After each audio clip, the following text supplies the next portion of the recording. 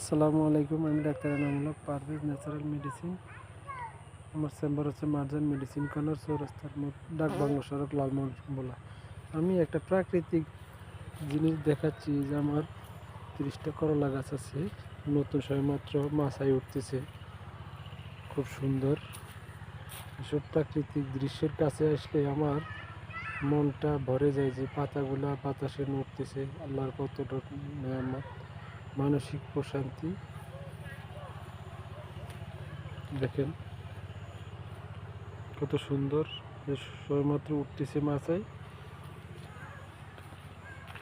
এই যে বাতাসে দুল খাচ্ছে, সবেমাত্র উঠতেছে। এভাবে প্রাকৃতিকের সাথে মাঝে মাঝে মিশতে হবে। যদি মিশি তাহলে আমাদের মন মানসিক প্রশান্তি, ছোট্ট ছোট্ট সবুজ বাগান করতে হয়, তাহলে মানসিক আরও ভালো প্রশান্তি আসে যদি আমরা নিজেরাই বাগান করি।